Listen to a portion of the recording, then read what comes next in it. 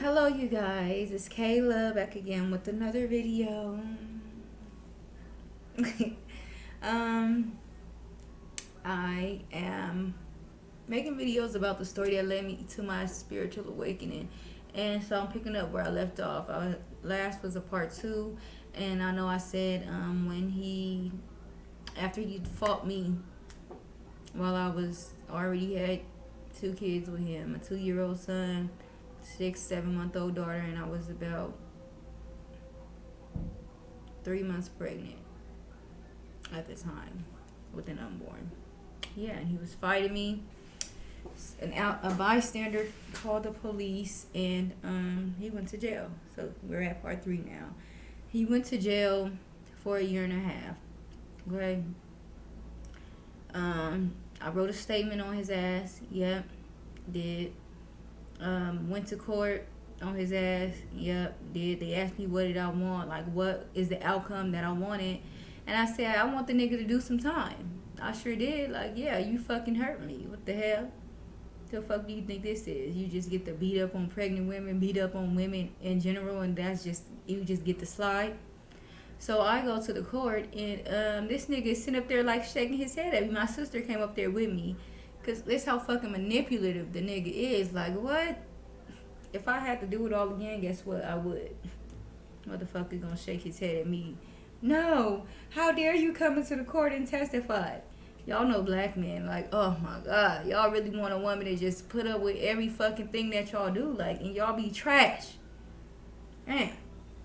So yeah, went to court on him. Never took the stand, but it's like an arbitration room or some shit back there where they deliver at. And the fucking public defender, whoever asked me what did I want, and I told him, yeah, I want to do some time, maybe like a year and a half. That's exactly what he did, a year and a half. He did a year and a half. In that year and a half while he was in jail, I went to Minnesota.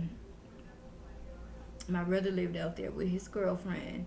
And the story I told my family and everything was that I was just going out there just because, But I did my research already. I knew I wanted to get an abortion.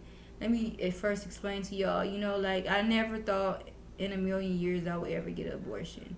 It was a situation I was in. Like thinking back, I for a minute I regretted it, but from going through this spiritual awakening, this was after I got the abortion and everything. I just went through this. I'm still going through it currently, but it just recently started. Like within a year is when I started going through my spiritual awakening. I got my abortion 2 years ago. So yeah. At the time, I was like so regretful when I decided that's what I was gonna do. Like immediately, I know I wasn't gonna keep the baby because of the situation I was in.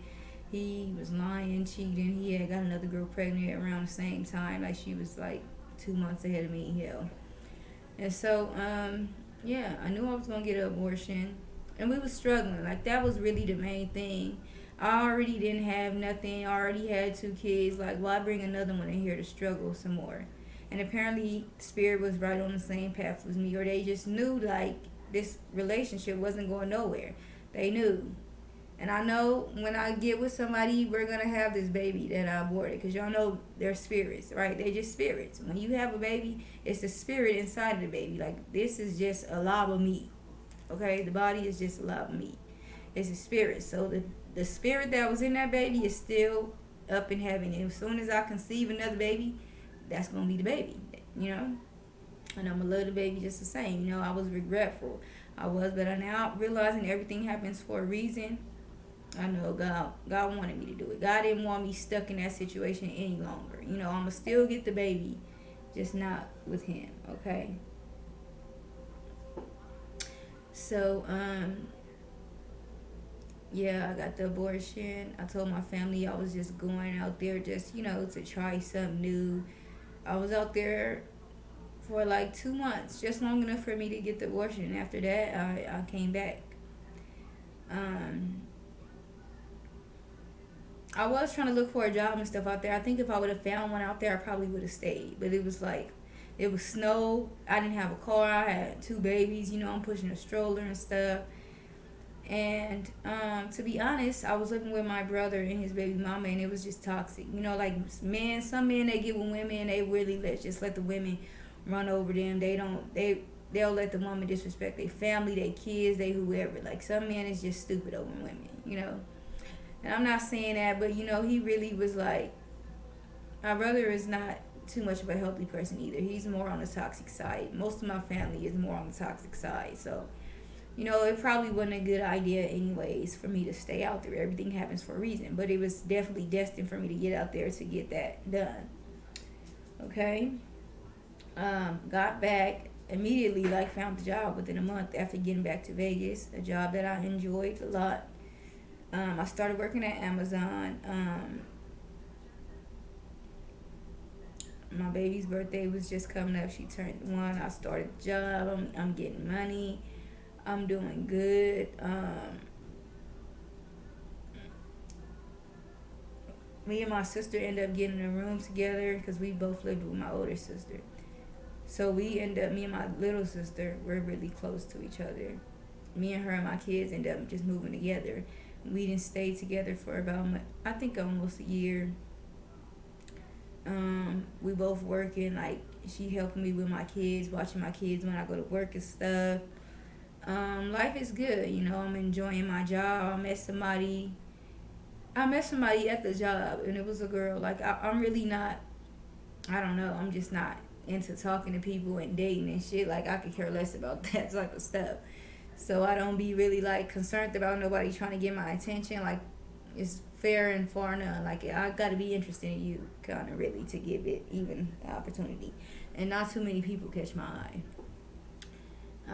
I'm just not, you know, I'm just not that low vibrational to where somebody looking good grabs my attention. You get what I'm saying? Like, some people be so thirsty, like, ooh, you look so good, let me drool over you. It's gonna take a whole lot more than that's the vibes for me. So, yeah, I met somebody at the job that I don't know if they really liked me or they was just trying to get over somebody or what. But they were not my type at all. I've dated girls in the past. This was a girl, okay? My first love was actually a girl. This was a girl. I met her at the job. She was not really my type. She was not appealing to me to the eye. She was bigger in size. And, yeah, she was just not appealing to me. But she was very kind. She was very nice. She really treated me right, you know? And life is crazy. Like, it be those ones that we just, you know, we dismiss them. Why? Why is it if you're not looking good in the eye, you know, if I'm not attracted to you, I just can't. I wish it wasn't like that, but whew. Yeah, so I wasn't attracted to her physically, you know. Emotionally, I was. Like, she really made me feel some type of way. And she really, you know, I feel like I was catching feelings for her. That's what I was trying to do, is get into, you know, try to grow feelings for the person, you know? But it's kind of hard when you don't have no type of attraction to them, you know? That was not my type of person at all. And, let me find out. I think I really started messing around with her because at the time it was cold. I didn't have a vehicle. I lived so far from work. She had a car. And she liked me, so she was giving me rides. You know, she was picking me up from home and dropping me off. She wasn't asking me for gas or nothing. You know, she liked me. She would buy me food. Like, she liked me. She was so good to me. Everything pretty much that I did for this man, she was, like, doing for me. And see how the roles reversed? That could be it. But he was doing me way wrong before I met this girl, so I don't know. But I feel like, you know, maybe I led her on to think it was something it was not, because I really didn't have intentions on, you know, she was talking about, let's get married, whatever you want to do, we can do it. If you want to leave the state, because I was telling her about, you know, my kid's dad. He was in prison at the time. And I was telling her about him, and she was like, well, if you're really afraid of him, she knew he was about to get out. She was like, we could just leave and stuff. We could go to another state. She was serious. You know, women be serious, like lesbians and stuff, they be serious about their relationship sometimes, most of the time. She's serious about it. And God, yeah, you know us. I regret using her. I do. It was not right. I done learned my lesson. This awakening and taught me, and I'll never do it again. Like, I don't go out using people. Like, buy me this, and you know, I never asked her for nothing. I never asked her money or nothing. Like, she was just, people just do stuff because they like you and they want you to like them back, and I was just like accepting it. But I never asked her for nothing. Um, and yeah, she was very kind to me and generous. And I told somebody at the job, like I didn't really like her. I was pretty much telling everybody that was wrong with me. That's probably what my karma was right there. I was running around the job telling everybody yeah, I don't even like her. She's not my type. And she really likes standing up for me, fighting for me. If somebody talk about me, she like, yeah, you not finna talk about her. Everything that you would want in a relationship. God, this is a reflective moment for me right now. And she was a good person. And I clearly used and abused her ass. I talked bad about her behind her back. And that's where it went downhill. Somebody went back and told her. And she actually forgave me, I think. She still wanted to be together. And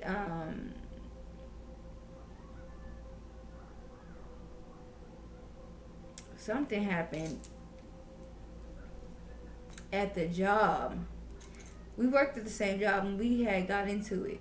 She told somewhere at the job a lie about me that I said, see, maybe that was my karma right there. She did told some girl that was her friend that I said she's from Atlanta, so she got AIDS and that's why I don't want to be her friend or some shit like that, which was a lie. I never said that. I did say a lot of people in Atlanta have AIDS because that is a true fact. But I never said her specifically she has AIDS because she's from Atlanta or anybody from Atlanta has AIDS or that's why they got it. Like, no, that's not what I said. Yeah, somebody told her that I was using her. She said that to somebody else about me.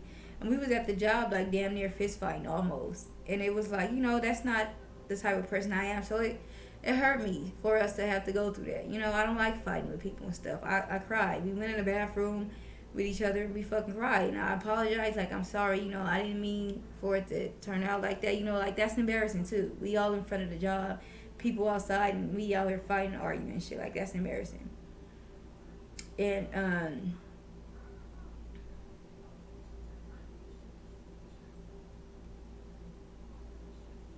yeah. And after that happened, me and her broke up. Like, we was together. I moved in with her and everything, I think.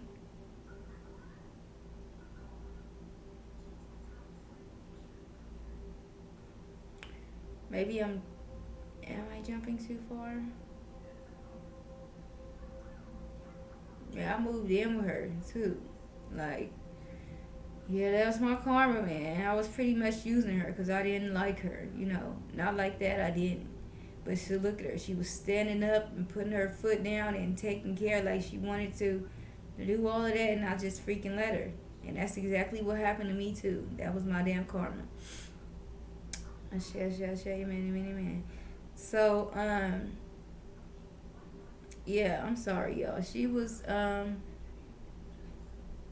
moved in with her, and somehow I started, me and her was getting into it about something.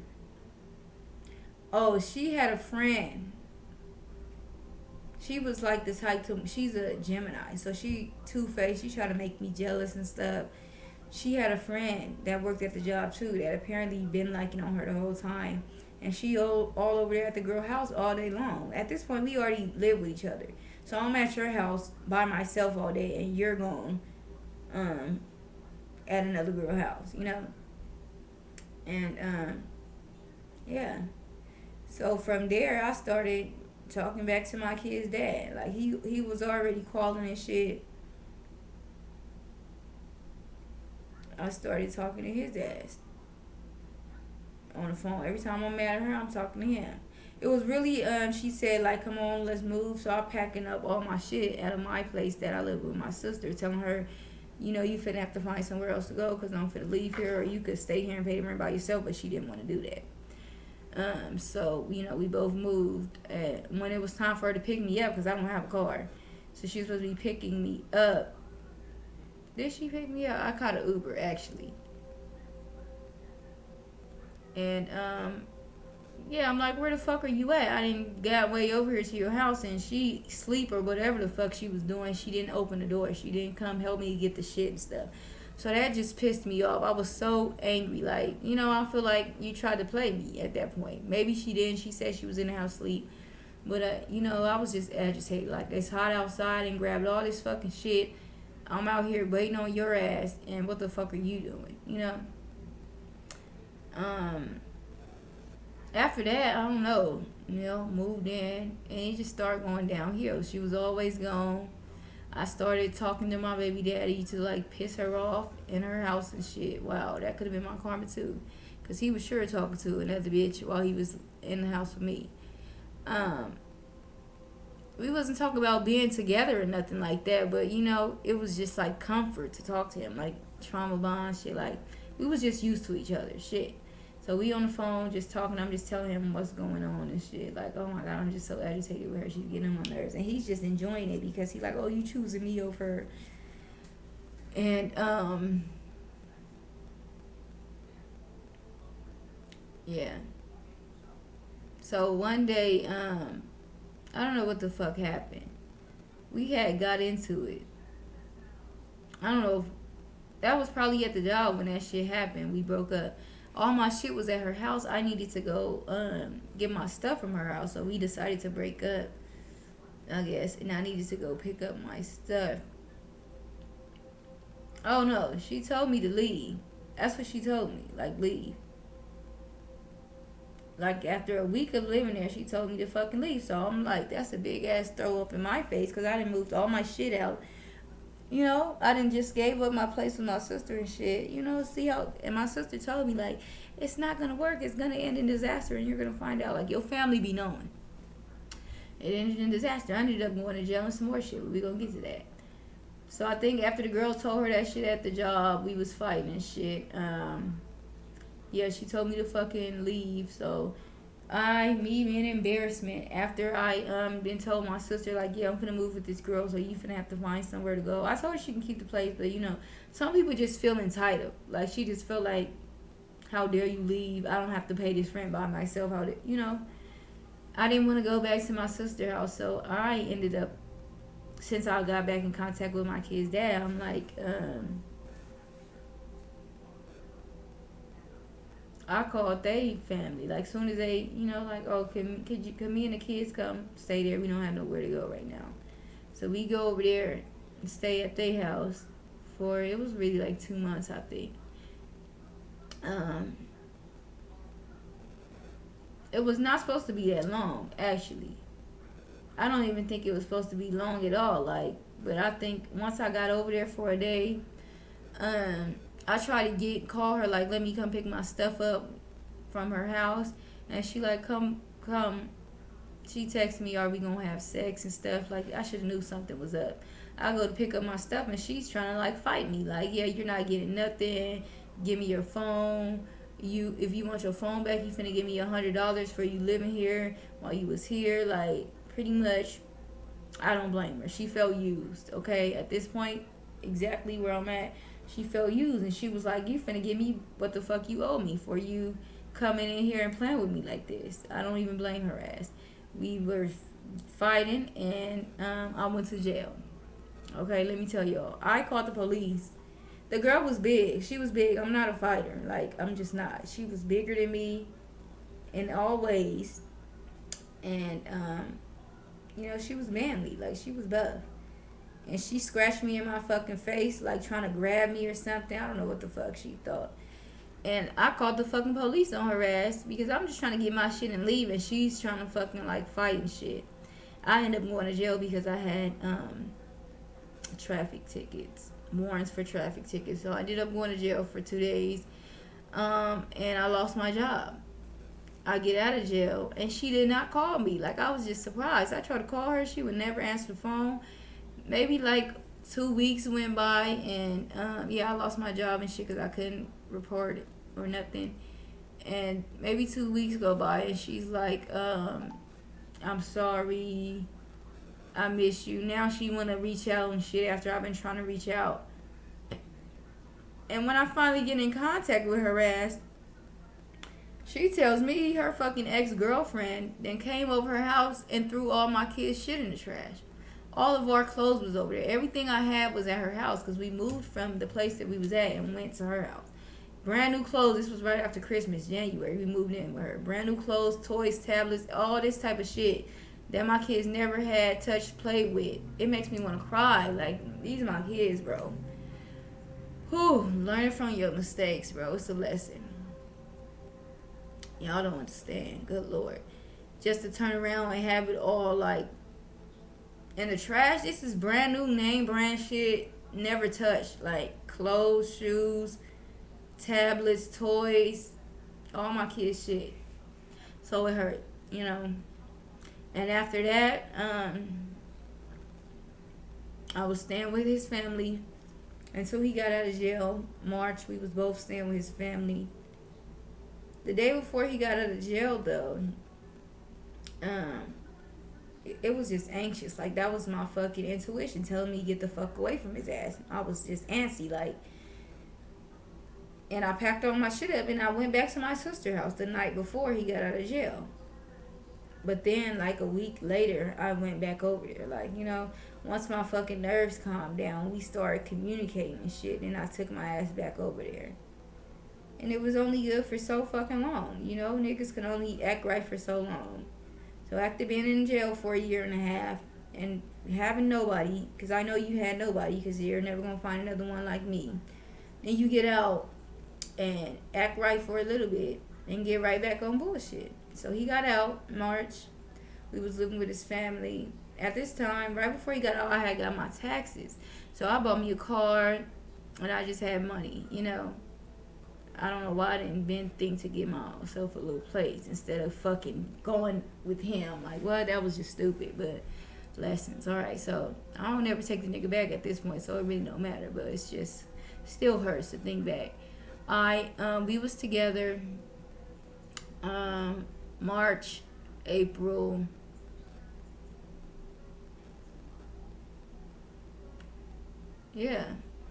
March. April, we ended up going to stay with one of his cousins, both of us.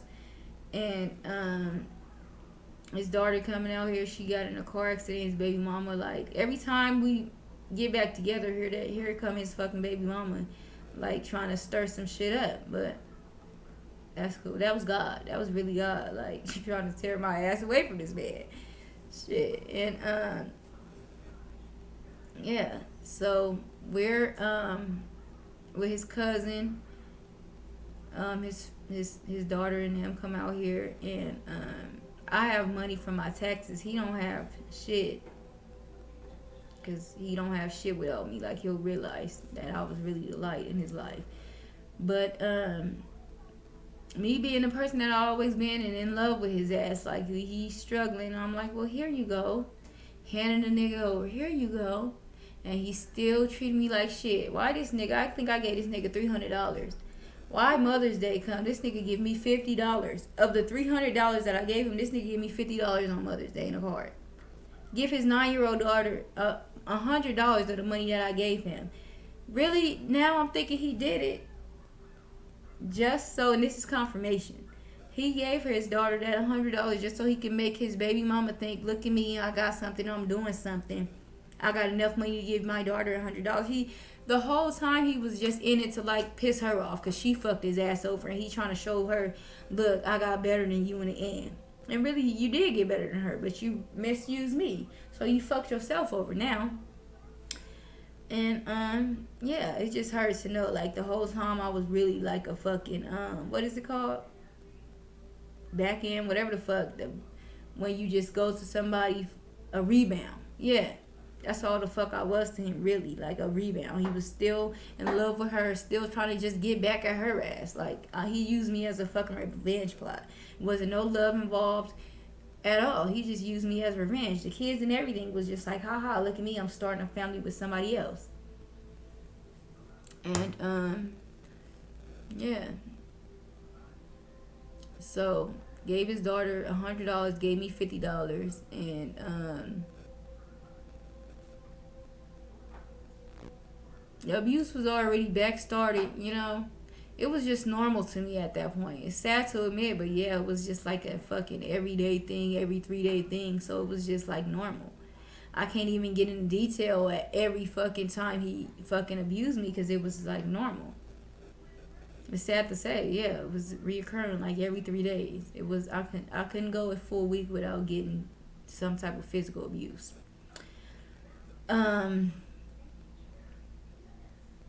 He was in lying, steady talking to the girl that he got pregnant that I told y'all about in part 2.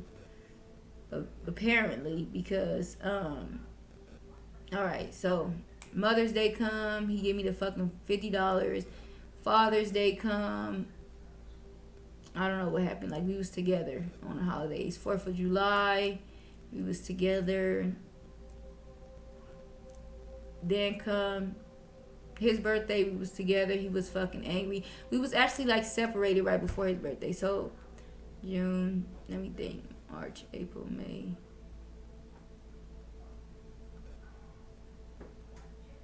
June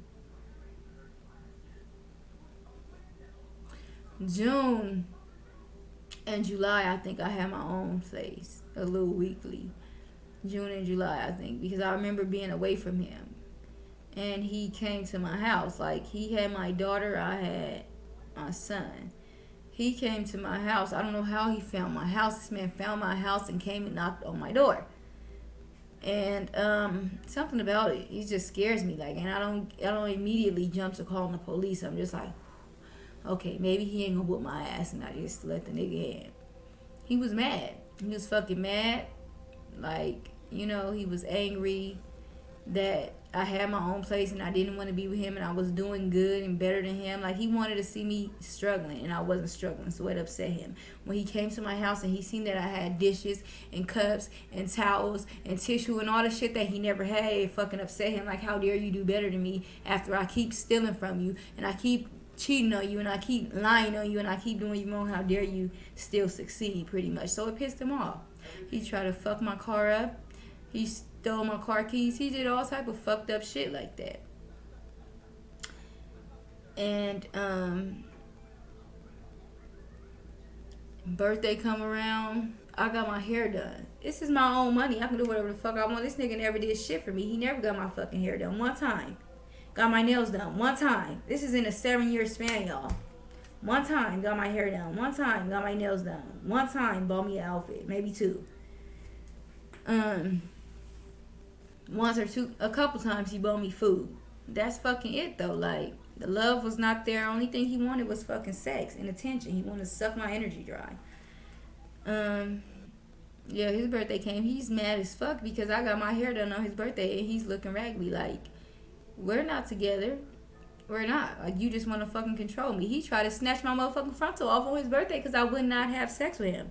He didn't drag me to the fucking hotel room with him and his fucking friend that fucked his last baby mama. Look how stupid he is. He still hang out with this man. This shit happened like 5 years ago, 6 years ago, that this man fucked his baby mama. He still hang out with this man every day. Yeah.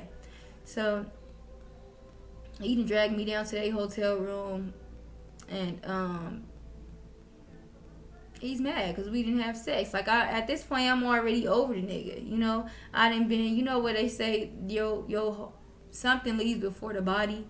The mind leaves the relationship before the body leaves. And that's what the fuck happened. Like, I was still there, but my mind wasn't there. So I'm not concerned about having sex with you. You're not turning me on. And I'm sure he knew. Like, it was going days, weeks. I could go forever without having sex with his ass. And it was upsetting him. Like, maybe he thought I was fucking somebody else. But that was not the case. I'm just not into you. You have disgusted me. And he was mad. He tried to pull my fucking frontal out in the hotel room. And that's July, around his birthday. August, we still together. September, my son's birthday, my birthday. This motherfucker, we don't do nothing for he bought me some fucking crab legs. Whoop-de-doo. And guess where he took me? To his sister's house. Because he wants validation from his fucking family so bad. Look at what I'm doing. He wants to show to his family and outside other motherfuckers, his first baby mama, that he's doing something, you're really not doing shit. Like, you trying to prove a point and you're not proving it because you're not doing nothing. You think you're doing something, you're not. So he said, yeah, he took me to his sister's house and bought me crab legs on my birthday. Whoop-de-doo. And my son's birthday the day before mine, he wanted to make it a point. I'm taking care of it. I'm paying for everything. PPP loan. Let's not forget that. With a scam money, you then took your son to fucking John's Incredible, which only cost fucking $100. So you think you done did it all big and shit. This nigga really, on my son's birthday, fighting with me, choking me. He didn't sing happy birthday to my son without me, my son's 5th birthday. Like, just being spiteful, going out of his way just to, like, show motherfuckers, look at me, I'm doing something for my son. Just trying to prove a point. And nobody gives a fuck. Nobody even came, but except for me and his fucking brother. Like, he goes out his way to try to impress other motherfuckers. And then he try to flip it around on me like that's what I do. And I can give a fuck about the next motherfucker opinion. As y'all probably know, look at me. In all my videos, I don't care. I come on here nappy head and I'll tell y'all I didn't comb my hair and I don't give a fuck what a motherfucker say. Fuck you. That's probably not nice to say, but yeah, you're not finna tell me shit. Okay? Yeah, he was just too wrapped up in other motherfuckers' opinions and say, and yeah, September, my son's birthday. After that shit, what happened? October, I was already planning my fucking leave, okay? That's what the fuck was going. I've been planning my fucking leave, but my car was not running. This nigga stayed stealing my car keys. He stayed stealing my car. He tried to fuck my car up, pulling the fucking spark plugs out and shit. And one night he fucking, so yeah, he got the PPP and shit, right? That's $10,000, $15,000, $20,000, however fuck much it is. Wherever he's living at, the nigga did not pay the rent. Whole time, knew the rent was behind. He never paid it. When he got that PPP, still never paid it. You know what he did? The average thing that these motherfucking childish ass black men do. They want to go buy name brand shoes, True Religion clothes, and that's the fuck it, chains and shit. That's what the fuck he spent $20,000 on. Not even his kids, his mama and his sister and them like that, and buying them clothes and shoes, trying to look like they got something that they really don't got. Literally, y'all grew up homeless, and then when y'all get a little bit of money, y'all buy it. Y'all want to buy a $300 shirt. Like, make it make sense. That's really why I can't be with the man. Like, you're so fucking childish, and I'm so glad that shit is done with. Childish, bro. I could never.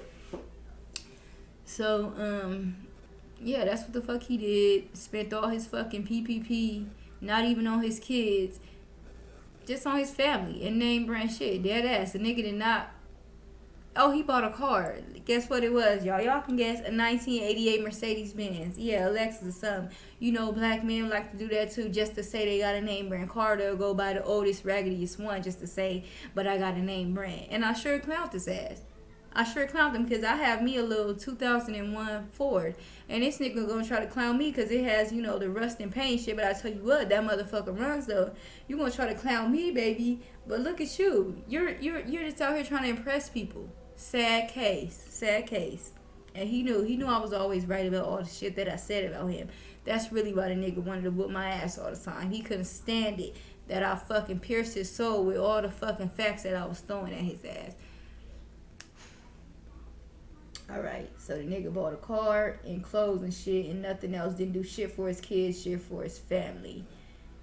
This is September, October, 4th of July. Quarantine going on. Ain't no trick-or-treating and shit. We do a little fucking Halloween party at his sister's house. You know, and he just still, you know, I'm sure, talking to whoever the fuck he want. Yeah, flirting with whoever the fuck he want. Doing whatever the fuck he want. Mind, I'm sure at this point he done got back in contact with the girl that he had the baby with come October. Because November is when I fucking left. And apparently it's gonna come out that the girl was pregnant, but the baby ain't his though. So he whole time she finna have a baby probably next month, August, and he think the baby his, but it ain't. Ha ha ha, motherfucker, you trying to run up on me.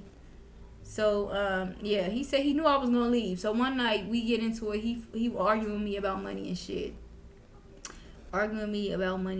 Yeah, and telling me I don't help him with shit. Like, but I've been giving you money. You ain't had shit. What the fuck do you mean? But yeah, you know, I'm sick and tired of arguing with the nigga. So I just let him say whatever the fuck he wants to say. He goes out like, let's go get drunk with his friends and shit. And he told me, you know, after after months passed, like he knew I was gonna leave that night, but he still left. Like he didn't give a fuck about nothing that we had going on. He was content. Like I don't care if she leaves. He wanted to do what the fuck he wanted to do. So he left, went out to get drunk, left me and my kids up in there, and I fucking left. Yep, packed my kids up and got on a fucking bus, and I left. And at that point it was November. I left and I didn't talk to his ass up until like right before Christmas, December. And yeah, I'm gonna just leave this here, and I'll get back to y'all about what happened around Christmas. It's another story of 4th of July, something that happened on Juneteenth last year, not 4th of July, Juneteenth last year. I'm gonna have to tell y'all about that too, but I'm gonna leave this here. Please like, comment, subscribe, and share, and I'll be back with the part 4. Thank you guys so much, and have a blessed day.